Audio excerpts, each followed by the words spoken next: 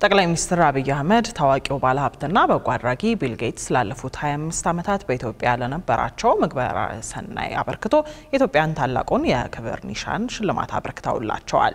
ቢል ጌትስ ይህ የክብር ኒሻን የተበረከተላቸው በግብረ ሰናይ ድርጅታቸው በኩል በኢትዮጵያ የጤና ግብርና እንዲሁም ዲጂታል መታወቂያ ዘርፍ ላይ ሲያደርጉ ለቆዩት ድጋፍ መሆኑን የተጠቆመው በዚሁ ጊዜ በተሰጣቸው ክብር የተሰማቸውን ደስታ የገለጹት ቢል ጌትስ አሁን ላይ ሀገራቸው አሜሪካን ጨምሮ የዓለማችን ሀብታም ሀገራት ለድጋፍ የሚሰጡትን በጀት እየቀነሱ ቢሆንም ፋውንዴሽናቸው ግን በቻለው አቅም ሁሉ ለአፍሪካና ለኢትዮጵያ የሚያደርገውን ድጋፍ አጠናክሮ እንደሚቀጥል ተናግረዋል። አቤል አበበ በጉዳዩ ላይ ዝርዝር ዘገባ አለው።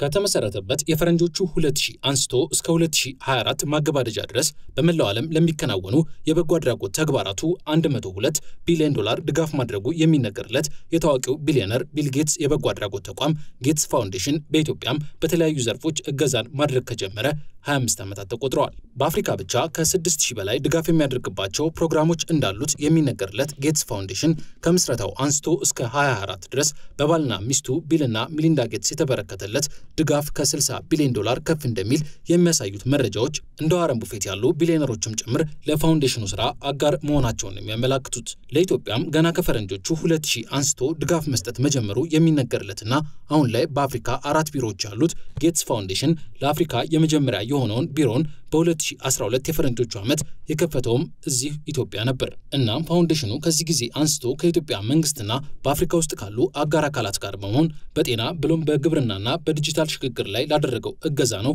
መስራቹ ቢል ጌትስ በትላንትናው ዕለት በብሔራዊ ቤተ መንግስት የኢትዮጵያ ታላቁን የክብር ኒሻን ከጠቅላይ ሚኒስትር አብይ አህመድ እጅ የተበረከተላቸው። 25 years ago you and Melinda made a bold choice.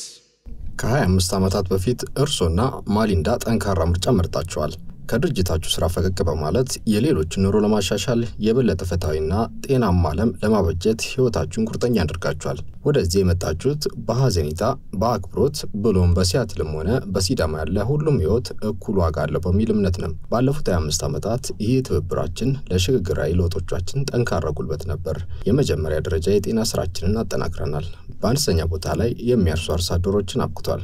ከዚህ በተጨማሪ የዲጂታል መታወቂያ ስርዓትን በማሻሻልና ሳይንሳዊ ፈጠራዎችን በማገዝ የመረጃ ኃይል ተጠቅመን ጥሩ ውሳኔዎችን መወሰን የምንችልበትን በር ከፍቶልናል። And helped unlock the power of data to drive smart decisions. የክብር ኒሻኑን ከተረከቡ በኋላ ንግግር ያደረጉት ቢል ጌትስ በበኩላቸው በኢትዮጵያ በተለይም በጤናና በግብርና ዘርፍ ላይ በነበሩ ሽግግሮች ላይ ተሳታፊ በመሆናቸውና በተሰጣቸው ክብር ደስተኛ መሆናቸውን ጠቅሰው ገና ብዙ መስራት እንደሚጠበቅ አክለዋል። Through the Gates Foundation you have touched lives across all regions of Ethiopia. እርሶ በኢትዮጵያ በሁሉም ክልሎች ያሉ ወጣቶችን ነክተዋል።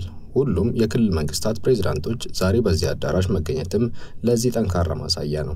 ከዚህ ስኬት በላይ ግን ዋጋ የሚሰጠው ከጉዳዩ ጀርባ ያለው መንፈስ ነው። ይህ በጋራ መከባበርና በመተማመን ላይ የተመሰረተ ትብብር ነው። በውስጥ አቅማችን በማመኑት በኢትዮጵያ ለሚመሩ መፍትሄዎች ላሉት ያልተቋረጠ ድጋፍ እንዲሁም በተቋሞቻችንና በህዝቦቻችን ብቃት ላይ ተማምነው ለሚያደርጉት እገዛ አመስጋኞች ነን። Our institutions and the talent of our people. The first office that the Gates Foundation የመጀመሪያው የአፍሪካ ቢሮአችን የተከፈተው እዚሁ ነበር። እናም በጣም ጥሩ ቢሮ ነው።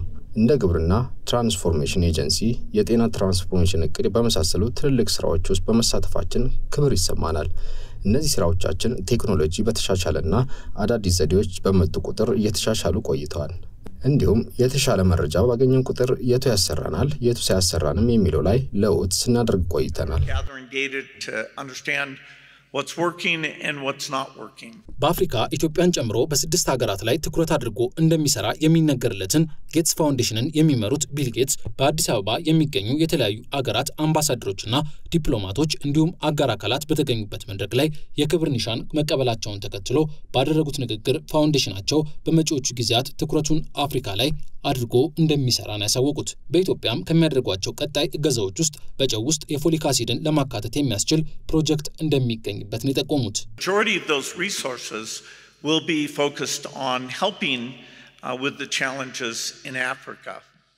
ከሚኖሩን ሀብቶች ውስጥ አብዛኛው በአፍሪካ ያሉ ችግሮችን ለመቅረፍ የሚውል ነው። ብዙ የሚቀሩ ነገሮች ቢኖሩም የጤናውን ዘርፍ በብዙ ማሻሻል ችለናል። ህፃናት ክትባት እንዲያገኙ ማድረግ የዚህ ትልቁና አንዱ አካል ነው።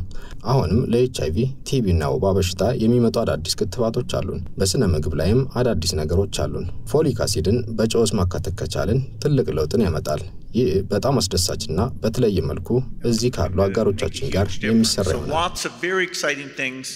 That are uniquely be done with our partners here.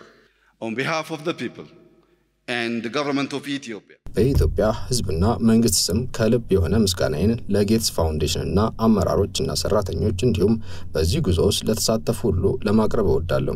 ብዙውን ገንዘቦትን፣ ድምጾንና ጉልበቶን ለዚህ ተግባር በቁርጠኝነት ለዓለም ጥቅም ሲሉ ማዋሎ የሚደነቅ ብቻ ሳይሆን ታሪካዊም ነው። ለማይቆጥሩትና የእርሶ ስራ ህይወታቸውን ለሚነካቸው ሰዎች ሁሉ የእውነት እናመሰግኖታለን። Continues to touch.